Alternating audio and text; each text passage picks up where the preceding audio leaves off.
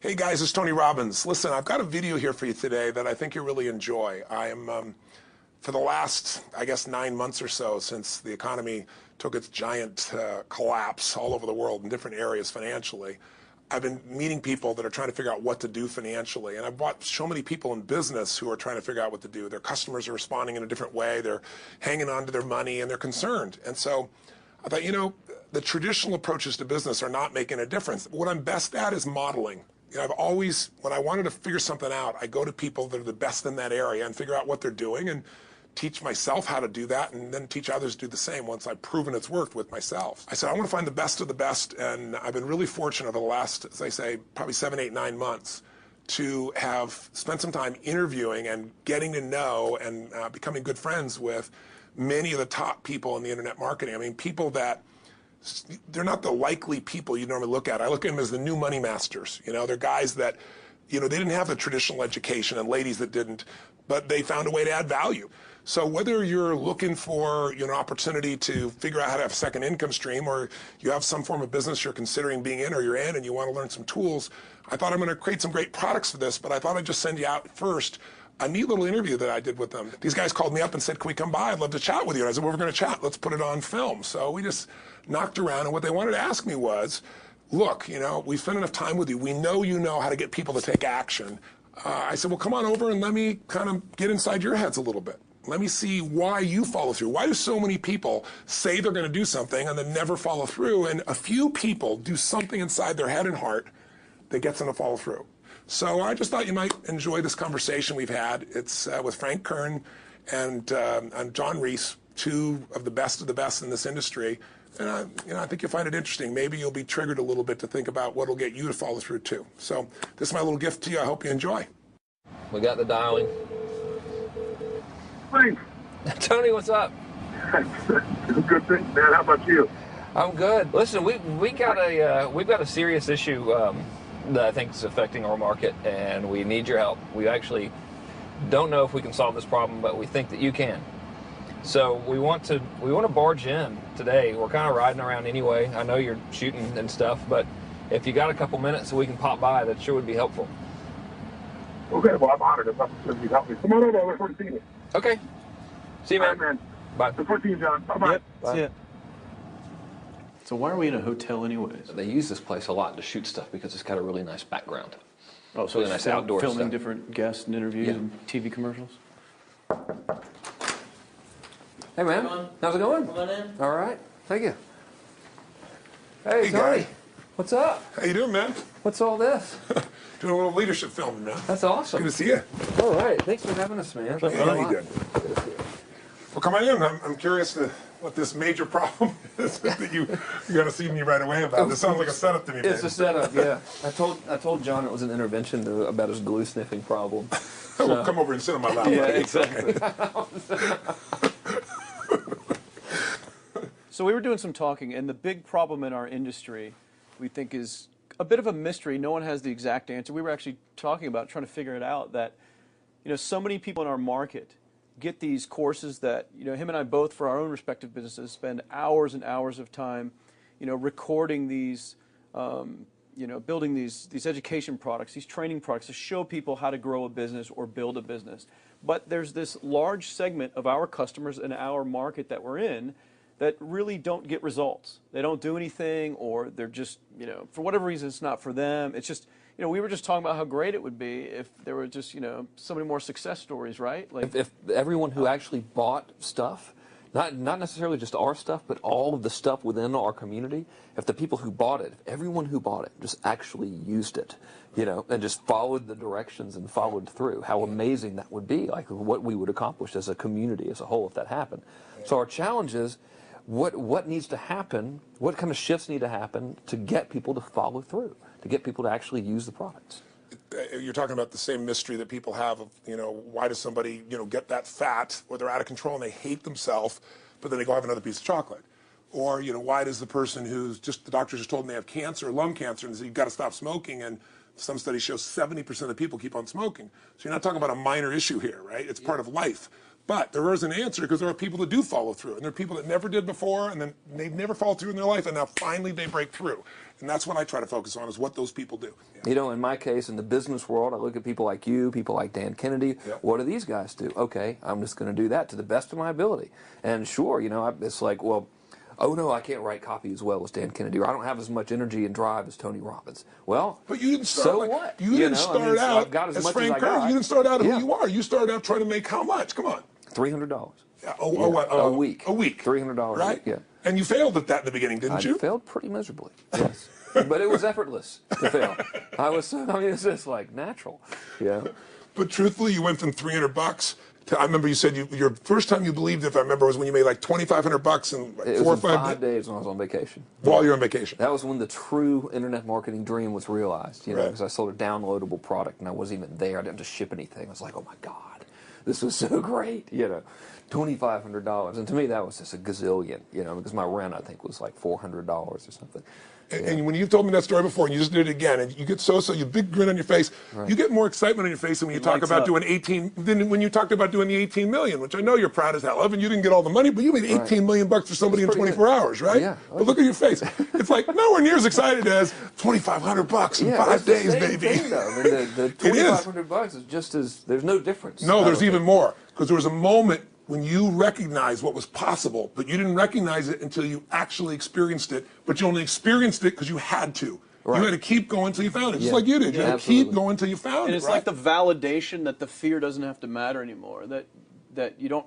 There is no other. That, you know, not having the plan B and knowing that you're going down the one path towards what you want. Yeah. It's the validation in your brain that, hey, this works. It may not work yet on the level I want it to, but it works. I've just proven it to myself. Right. And for that, I win. It's game Right. over. I've already won. Yeah. Because I've proven it to myself. Right. So it validates everything in my mind that I want to do now, just at a higher level, Right. and doing more of it. That's it. Right. You just now leverage it. You now just stack it. So what do these people need to get started? Why aren't they starting? We all know the answer is fear. But the difference with you guys or me or anybody who's followed through is we're more afraid of what life would be like if we don't follow through than the person who's willing to settle for what they got and kind of hope it'll change and maybe purchase something for the moment and then not follow through on it. It's almost like people, overachievers, have a little more fear. They're a little more afraid of missing out. They're afraid of not being there, or they got a strong enough reason to follow through. So I'd say if you're looking at home, you want to give somebody some value, go, where do I start? I'm sick of this. That's a damn good place. That's probably why they bought the product in the first place, but now To they're escape not. from that for just a minute. What's that? They bought the product to escape from that state. Just for a moment. minute, yeah. So, because well, guess what? What makes people excited is progress. You don't have to be at the goal yet to feel alive again. You have to make progress. And the first step to progress is making a decision and buying the product. But then they don't do the second step, which is open the damn thing up. I think another powerful distinction that you're hitting on here is the fact that a lot of people that have breakthroughs in their lives, like including Frank and I both in different, success stories, situations, whatever you want to call them, is that, people typically hit rock bottom Yeah. before that must is a reality. You're right. So in thinking of that, because a lot of things as well, like we hear in marketing, like if you had a gun to your head right now and you had to make money in the next, 48 hours, what would you do? And that really resonates with people. But so I just wanted to bring this into the conversation because I think a big part of the market of all these people aren't people that have their backs completely against the wall yet. That's right. Okay, so they're not in a must situation yet. They're in a desire situation where they're okay in their lives. They do have big dreams and ambitions. They do want greater things. But it's not pushing them yet to the point where they will do what it takes To master have the something. must. So what do you think? How do people go from not having their backs against the wall when they have no choice to say, I'm totally sick of this, Right. to conditioning their minds to go from their situation where they are, which may be okay, to getting something greater? Well, think about this. What pisses you off and what excites you is all relative. $300 a week, no, $2,500 excites him more, that memory to this day, than even the $1 million he did in his first 24-hour version, right? Or you breaking the 4 minute mile, $1 million. That must have been out of your mind. Tell me about that for a second. What did that feel like? You make $1 million in 24 hours. Nobody in history of the internet's done it. Euphoria. Yeah. It was unbelievable. What was your? It wasn't even about the money. That's exactly right. That's exactly right. It right. wasn't really about the money. No, it wasn't. I wasn't thinking like, oh, that's how many cars I can buy. No. It just wasn't. It was just breaking through like another barrier of progress. So at that point, it wasn't about your back to your wall. at that point, what it was really It was about. a further point for my fear, is what it really was. Further point for your fear, and for some people, and I think in some cases, it's also a recognition of who I am and what I'm capable of. So for somebody whose life is already great, this is about, what if I could take on another skill that could create more freedom for my life?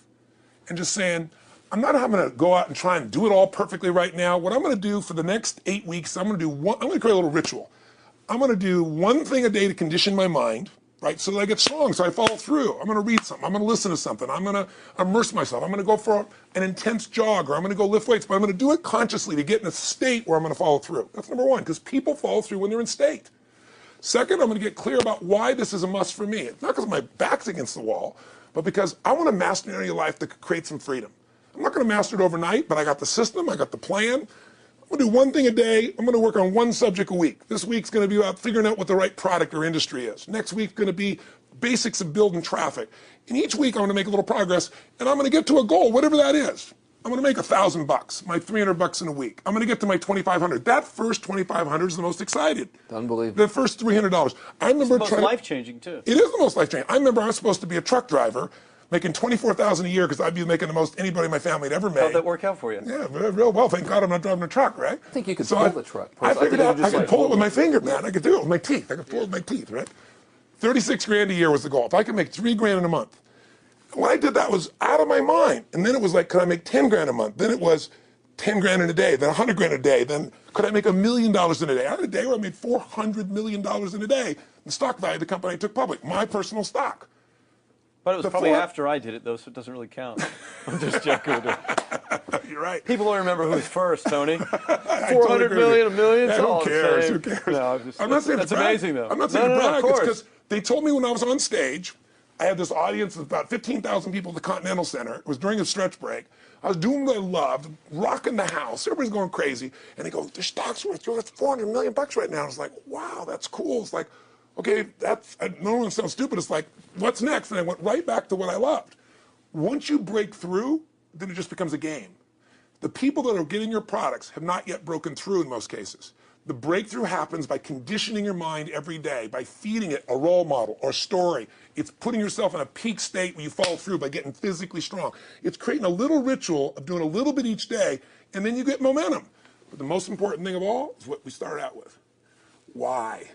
Absolutely. Why is it a must for you? It doesn't have to be you're against the wall, but it has to be something you're hungry for, because the only difference in people is hunger. And if you're not hungry, get around people that are hungry and something will hit you.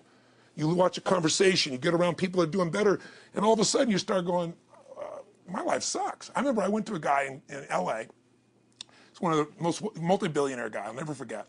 And I lived in the Del Mar Castle, and I was really proud. That was like the symbol of me having taken myself from being poor to providing for my family this great place. It's built from castles in Europe overlooking the ocean, not far from you. And I went to this guy's house. He's a billionaire. He took me down to his wine cellar. I don't even drink wine. Went through this whole thing. At the end of the night, I was depressed. I lived in the Del Mar tenement, as far as I was concerned. I really was. I was like, I live in a crappy place, and all my standards changed. All of a sudden, I wasn't willing to settle for living that. All of a sudden, my back was to the wall in a different way, because as a man, I knew I was capable of more. So people can change their standard by getting around where it's better. People can change their standard by getting associated with what's true, like the bills they got to solve, the problems they got to do it. Or they can do it because they're excited, because it's something new they want to take on. Everyone's different, but they got to find the why, and they got to come up with some daily rituals to get them going, and just do a step at a time. That's where you get momentum. Awesome. That is awesome. So, think about what's the holy grail between somebody taking action or not. It's one word: certainty. When somebody is absolutely certain, the common word is believe, right? But, you can believe at a general level, or you can believe with certain. When you're absolutely certain that if I do this, it's going to get that result, and that result's going to change my life, you'll do it. When you think it absolutely is not going to work, you're never going to do it. The middle no man's land of maybe it'll work, maybe it won't, that's the piece that kills people, right? So if it's a must for you, you got to make it work, right? In our case, right? That's an example. If it's not a must for you and you're not sure, you don't know what to do. So years ago, I'd look around and say, okay, how do people get themselves to follow through that haven't been following through? What's the difference? And I started interviewing hundreds of people, literally, and eventually thousands, because I had thousands of my events. So I'd ask the group to give me their feedback. And I came up with this model. It's like the holy grail of belief, or the holy grail of momentum. It's like the difference between what makes the rich get richer and the poor get poor, right? And the difference we all know is mindset, but like, how's that built? So this is what I did. I created stupid little 4 little boxes, and I'll scribble it here for you. You think about the first thing that determines whether you can do something or not, and I put that in this first box at the top here on the left side, and it's potential. Like, what's the potential of a human being? Like, when you guys started, you proved something no one had done in history. You ran the 4-minute mile, right? For golly knows how many centuries, they're trying to run a 4-minute mile. Roger Bannister does it. How did he do it? Do you remember? You did it in this industry, right? You made $1 million in a day. No one had ever done that in history, right? After you did it, a bunch of other guys are doing it because it became possible. Roger Bannister didn't just go physically practice. He made a shift in his head. He practiced in his head because he could never achieve it physically, so he had to change in his head first so that the result became certain enough he believed it, and then his body got him through. After Roger Bannister ran that 4-minute mile, within 2 years, 37 people ran a 4-minute mile. Wow. When no one in history had ever done it. Now here's how it works. The potential for anybody getting your product is extraordinary. They could do what you've done as much, more or less. They can do whatever they want to do. The potential's there. The market's proven that. Whether or not they tap into that potential has a lot to do with what action they take, which is the question you came to me with, right? Like, you know, God, they all have potential, but they're not taking action. And we all know that the action they take is going to determine the results they get. That's pretty obvious. So most people have a belief about what their real potential is no matter what you tell them. And that affects how much action they take. And of course that affects the result. And then ironically, that result reinforces their belief. And then that belief affects it. So I'll give you an example. Let's say a person has unlimited potential, we all agree. But they take little action, little results. Why? Because they have to start with a problem with their belief. They don't believe it's really going to happen for me. Maybe for Frank Kearns because he's got the cool hair and stuff, or maybe it's for you because you're so driven, but it's not me. Maybe Tony Robbins because he's a freak, got these big teeth. Whatever their thought process is, right? They got this thing, right? But what happens is, if you believe that there's very little potential, how much action are you going to take? Nothing, little. And when you take little potential with a little action, what kind of results do you get? Lousy little results. And when you get little results, what does that do to your belief? You go, see, I told you this was a waste of time, told you this wouldn't work. And then what happens? You tap even less potential. You take even less action. You get even worse results, and your belief gets even weaker. And this sucker feeds on itself until you are in the downward spiral. It's poisonous. It's poisonous and it's self-fulfilling. Now, what if something could happen that could come along and fill you with a sense of absolute certainty? Not like I believe, but mean where you know. In you guys' case, mine as well, we knew because we had to. Because we burned the boats. There was no other option. We had to find a way. We weren't going to live that way. We all did it in different ways and for different reasons, but in essence, that was it. If you get yourself in a state of certainty that this is going to work, I'm going to find the way, and if this doesn't work, I will make the way, then you tap a lot more potential.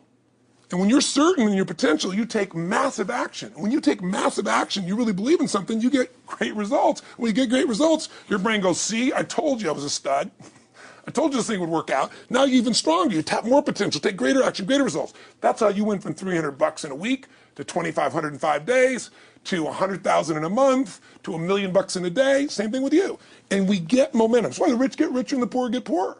Now some people go out and they go, well, I'm going to take a bunch of action. All right, I'm going to open this product. I'm going to try it. And they'll say to you, I even did it. But it's like a salesman who goes and knocks on the door, and he knocks on 100 doors and says, you don't want one of these, do you? yeah, exactly right. You know? And even if he doesn't say it verbally, his face says it because he doesn't believe it's going to work. So his voice, his body, the execution is so weak. Maybe if he talks to 100 people, somebody's going to buy out of pity. They don't want his kids to starve, right? But he's not going to get the result. So the core difference in people is how do you produce certainty when the world isn't giving it to you? You go out and you try. In your case, you're 100,000 in debt, and nothing's working. How do you keep yourself going? The way you did it, the way I did it, the way you're doing it, we may not have done it consciously, is we didn't change our potential. That was there. And it wasn't even taking more action. Taking more action with a belief it's not going to work, it's not going to change anything. We got results in our head that made us feel certain as if it had already happened. True or false for you? True. Right? So give me an example so people know I'm not just making this crap up. Well, I mean, just like when I had nothing, I already knew I was driving like Ferraris and Porsches and stuff because I always wanted those cars. I already knew I was going to have them. It was inevitable. Right. I inevitably, that was just my inevitable outcome. But how did you do that? Did you have a ritual? Did you think about it regularly? Was it one time you thought about it, or was it something you had an obsession towards? I had an obsession towards it. I mean, I used to work at a video store, which is the last job I ever had in my life. Thank God. And I used to go to work almost every day. and I used to bring 2 magazines with me to read on my breaks. Entrepreneur magazine, just to read about business and everything else, to read about what other people are doing, look for role models. And I used to carry an Auto Trader with me. And I used to look at Porsches that were for sale. Yeah. And people always used to ask me, what are you doing with that Auto Trader magazine? I'm like, well, I'm just picking out the Porsche that I'm going to buy. Right. Which probably got you a lot of crap. I did. People made fun of me. Sure. I actually had a boss at that job tell me, you really shouldn't do that to yourself, John, because it's very, very likely that is never going to happen. That it's very likely that you're never going to have that car. Yeah. That's the kind of belief he was trying to put in my head. And I was like, no, you don't realize that it's inevitable that I will drive here sometime in the near future with that car when I'm not working for you and drop movies off for you to put back on the shelf. And that actually happened. And it was one of the most fulfilling days of my entire life. And the great thing was, when I pulled up in this car, I was in my mid-20s. Yeah. A car that most mid-20s. What kind of car was it? It was a Porsche 911 Turbo. It was a convertible and everything. It was a beautiful car. It was one I always dreamed of having. But for a few years, I always circled the ads of which ones I was going to buy. Well, when I finally got it and I pulled up at the store, I had all these people. Some people that were still working at this $7 an hour job were there years after I left. And I'll never forget this, even the boss and stuff, and the reaction of the people was like, wow, that is awesome. Yeah. Is that your dad's car? And all I said to them was, not exactly. Good for and you. I just smiled and just left. But it was, it's the weirdest thing, but I just knew it was going to happen. But you knew it because I conditioned myself to you did it to over and know over it was- again. yeah. When I was in high school, I was not a popular kid, but I was passionate and intense, and I'll never forget. Some people, some particular girls gave me some crap, and a guy too. And I wrote in their journals or their annual yearbook at the end, I wrote, someday, I said, you treated me like hell. Someday I'll be rich and famous, and you'll be an effing truck driver. And you'll be sitting there, I'll be with with this beautiful woman of my life, rich, and you'll be watching me on television thinking, you wish you would have treated me better. I actually wrote this shit in people's annuals because I went to a 10-year high school reunion when people showed me this stuff, great. right? But it's like, I burned the bridges, baby. I was like, this is how it's going to be. So I'll give you a perfect example of this. They did studies, many have been done at this element, where they want to say, how much does the mind affect performance? So take basketball. I've worked with a lot of NBA players and turned them around, and one of the problems many of them have is they'll choke on the free throw line. Well, everybody knows in that case, if you normally shoot really well and now you're not, something's interfering, something's getting in front of your state, some uncertainty, right? Obviously. So they take a group and say, we're going to make them better. How do you make somebody better who's got this mental block? So they take a group of guys and they're going to do free throws, and they do one group where they just practice for 6 weeks. Totally intense practice, and I forget the number of free throws, but they got to do this many free throws every day. Take a second group, and they have them not practice at all. Obvious. And they take a third group and they don't let them touch a basketball. All they do is have them practice in their mind, but the key is it's not practice makes perfect, it's perfect practice makes perfect, as corny as that sounds. So these guys see themselves making the shot every single time, conditioning their mind and body that it's perfect every time. They're not interrupted by a reality that would screw with them. So at the end of 6 weeks, they tally it up, and now they give them a test to see who has the highest free throw percentage, success. What do you guess it's going to be? Well, the obvious person says, obviously, it's not the guys that didn't practice, but which one is it, the mind, or is it the ones that actually practice? I'm assuming the mind. Yeah, you would assume it because it's true. Right. You intuitively know the truth, that practicing's not enough. It's getting yourself so certain so many times that now when you go to do it, there's no hesitancy, and you execute. It's having that absolute certainty that makes you tap your full potential, take massive action, get massive results, be reinforced having stronger belief. This is what makes somebody a star at anything. It's like Jack Nicklaus, the golfer. Yes. He visualized every shot and where it was going, landing right where he wanted it before he ever hit it. Every single time. And what do most Every golfers single do? time. They just take a practice swing and they kind of hope for the best and point in the right direction and hit it. And some of them, if they've had some bad hits, what are they really focusing on? What I don't want to do. Exactly, exactly. And that's the same thing here. So I'll show you a little stupid little physical technique for this. So stand up for a second. You guys going to do this? The camera show 'em? So try this for a second. So just put your feet together, and then put your right index finger straight out in front of you like this, okay? And all I want you to do is I want you to just turn clockwise comfortably as far as you normally turn. Just notice where you naturally stop. Go ahead and turn clockwise. People at home can do this too. Keep your feet straight. Notice where you stop. Come back around to me. Back around to me. Okay, good. Yeah, you're really good at this, right? Drop your hand. Now let's do something really simple. Close your eyes And you don't even have to visualize, just feel. I want you to imagine your finger coming back up again. And this time, see and feel it coming up. Don't actually make it happen, but feel like it's happening. Imagine in your mind that you're actually doing it. You're seeing it, you're feeling it. And then make it like a game where you turn twice as far this time. Like you're a little kid, you know, somebody measures you and you go, I'm taller, come on, measure me this week. And that desire to do a little further. And then in your mind, do it again. Your feet are straight together, and in your mind, feel your finger coming up, see it coming up, and imagine going 3 times as far this time. And then one more time, bring your finger up, and you're like an owl. Your feet are straight, and you turn all the way around, and it comes all the way around to the front. See it and feel it and enjoy it each time like it's a game, like you can't wait to go further. And you know you do, every time. And then when you can feel that, and it feels good, then open your eyes, and now put your finger straight in front of you, and turn as far as you can comfortably and see what happens this time. Go. Break my back. Now notice, I don't know if the camera's got it, but you don't even have to ask the camera. You can ask yourselves. Come back around. Did you go further this time, yes or no? A lot further. A lot further. 50% further. 50% further. How much further for you? About the same. Yeah. The average person will go 25% further. Now here's the question. Or superior. Or superior pointer. There you go. It's obviously your right finger pointer. Thank God. So, did you have the potential to turn as far as you did the second time, the first time? Yes. Why didn't you? I didn't believe it, I guess. We have beliefs about stuff we don't even know we have beliefs. You have an unconscious belief about how far you can turn comfortably. The first time I did it, when I pointed straight back, Yeah. I thought that probably shouldn't even go that far, like it was going to hurt me, or that I wasn't capable of going any farther. It's like, and how much further did you go this time? And the camera knows pointed over there, That's about exactly over there. right. Now here's the difference. The potential was there the first time, and you took action, and you got a result. But it was 50% less than what you did later on, and the only difference is they changed your belief. How did I change your belief? We didn't work harder on your potential. We didn't take more action. I got you to see the result in advance. I got you to see it vividly 2 or 3 times. That's all. Of going further, and then your brain went, oh, I know what to do. Boom, it went there. Isn't that what you did by looking at your cars every single day and envisioning it?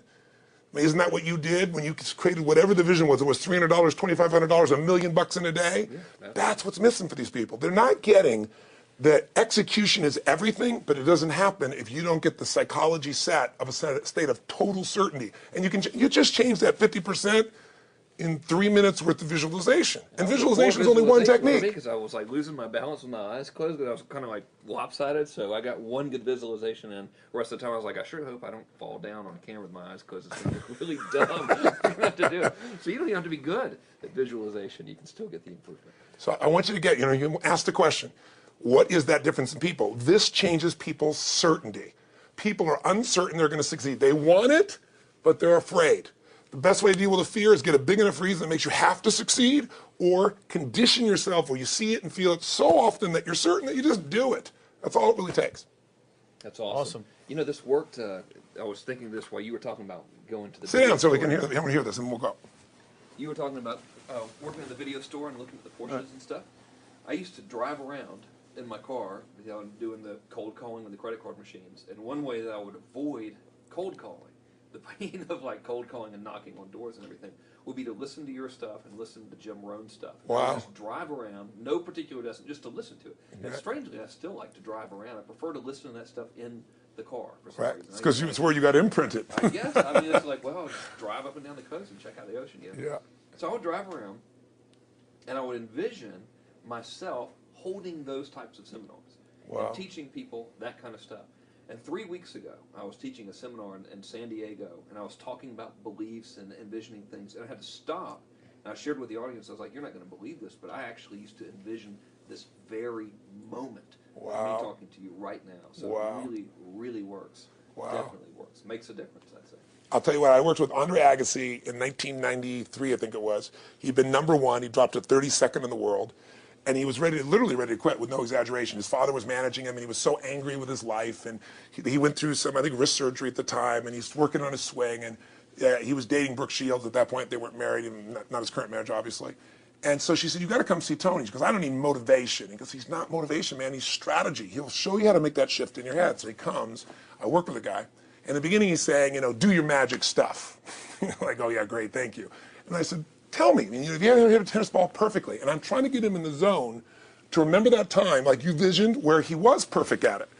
He goes, of course I have. And I get him vision over and over again. And finally, he's in the zone. He's feeling that again, right? He's seeing it, and he's feeling certain, and the swing is going perfect. And I said, how's that feel? He goes, it feels perfect. I said, but are you thinking about the swing? You're not thinking about the swing. You're not thinking about how to do it. You're just seeing the result you want so vividly that it's there. So all I did was train him how to go in that state over and over again. He won the next weekend. The second weekend he came in second. Within 6 months, he was #1 in the world again. And he gave me unbelievable credit. But all it was conditioning the mind. You did it with tape, so did I. We were just talking about this earlier, Pam and I used to go when I was 17 years old down in downtown Los Angeles, this place called Night Education, K-N-I-G-H-T, like in the night. And I'd save up all my money, work as a janitor, and I would get these tapes and listen to these things over and over and over again. I went there for years, and I didn't have enough money, and I leveraged everything I had, but I knew how to train my mind. It's the one thing I knew how to do. This man's name was Mario. I saw him in his 80s. You know, he obviously knows how my life turned out and was very proud of the role he played in that process. He used to tell people the story. This guy's the real thing. He didn't just start out this way. This is how Tony did it. He listened to these tapes. He conditioned himself, right? This is the real stuff. He passed away a few years ago.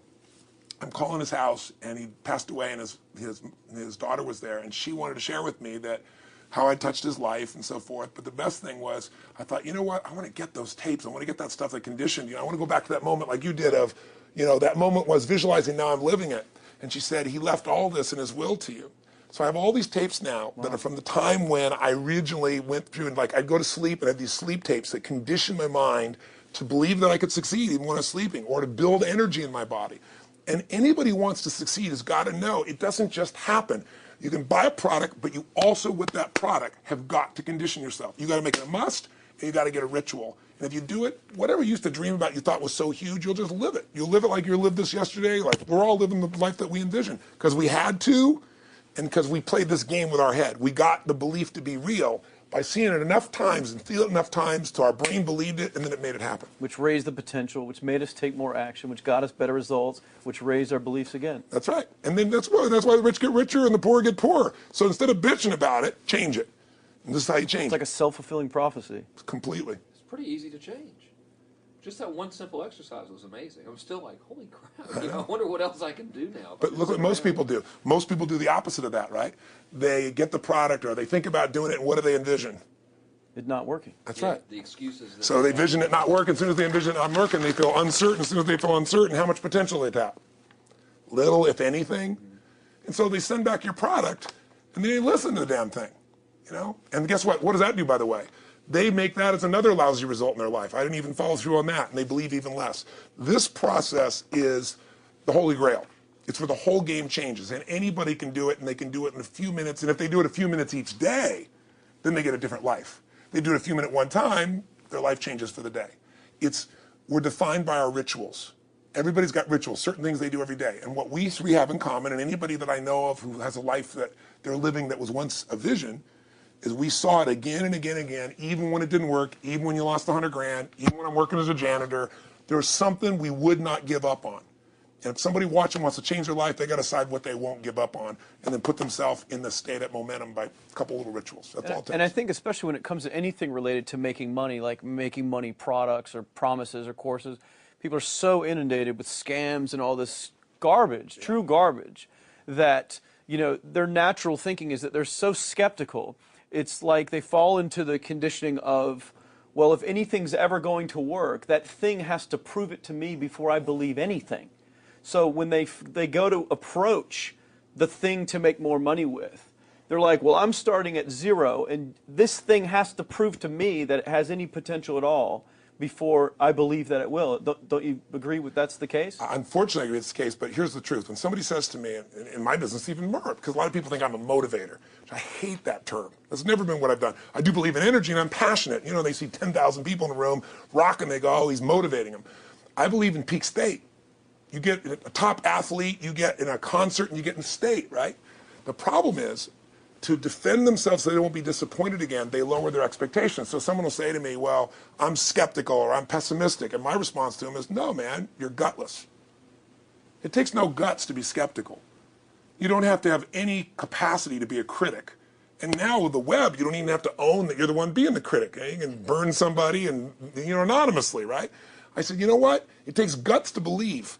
And if you think something's going to do it for you without you putting your guts on the line, you might as well forget it right now.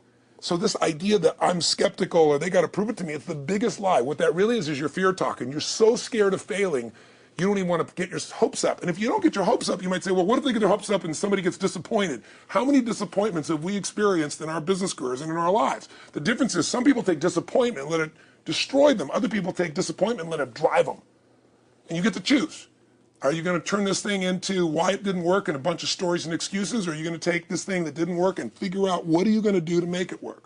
And it may not happen the first time, the second time, the third time, but the people that are relentless find the way. And it's the common denominator in all these guys that are kind of our friends or family, money masters, the new money masters is they all did it with will. Nobody here inherited this stuff. Everybody figured it out. And keep figuring it out. And it's going to keep changing. And you say, you know what, 1% of 99% of the money being made is being made by 1% of the people because only 1% of the people will condition their mind and condition their body and follow through some daily rituals. The rest will tell a story about why it didn't work, how it wasn't their fault. And you got two things in life. You got results or you got a story, And too many people think that that 1% is somehow entitled to it and they're not, which is, it's just all in the head. It's all in the their head. belief. It's all in the head. Which can be changed with some conditioning. Basic conditioning. You just proved it to us. That's fun. That's why I made Get the Edge and Personal Powers, because I understood that from the very beginning.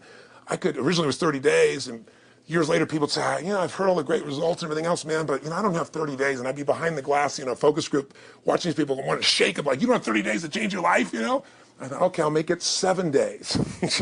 Just one, because after 7 days, you get momentum. I mean, think about it. When do people's lives change? In a moment. It doesn't change in 10 years. Your life may have sucked for 10 years, but there's one moment when your whole life changes, the moment you decided. When you said, no more, and I'm doing it, and you kicked yourself in the ass, and you made yourself go do something, right? When you finally said, enough, no more, I quit, or let's begin, or I love you, there's a moment when somebody's life changes. And that can be gotten in a couple of days. So people watching don't have to wait until they've mastered everything. They got to get started and do what's next, and just put themselves in a state where they start making some progress. Well, there it is. I think that's the answer that can help solve that problem with a lot of people. They'll just pay attention to it and do it. The bottom line is, all three of us and some of the people that we consider as family that are part of this process, we've all done well, and we don't need to do this stuff. We're able to do this stuff because underneath it all, people can see in your eyes, Frank, when you talk about $2,500 you made that day and the joy, right? Or you talking about not willing to settle, and just, I don't care what they say. They tell me I'm going to sit here and I should lower my expectations. I'm going to be driving my car in here and they're going to be delivering a video to me. There's something inside of every human being that will make it click, that'll make it so that today is not like yesterday and tomorrow will be different forever. And that process is an emotional hook. And what I hope is people watching this stuff, maybe something in here will piss them off enough or remind them of something or say there is a plan and it isn't just luck. And if I just get my big enough why, and I get a little system for conditioning myself, and if I start to feel overwhelmed, I just do one next step. And I keep learning and keep moving forward, I will get there. And if we accomplish that out of this conversation, then this conversation was kick-ass and fun, not just for us, but it'll be something that we'll be really proud of a long time. Whether that happens or not really has nothing to do with us, but whether or not people take it in as real and do something with it. I hope they will. I think a lot of people will. I think they will. Thanks a lot. I think it was awesome. Thank you. That's been a I blast. appreciate your shoot here. Yeah, going back to the next one. Yeah. Thanks, guys. Thanks. Yeah. Appreciate it. Really appreciate it.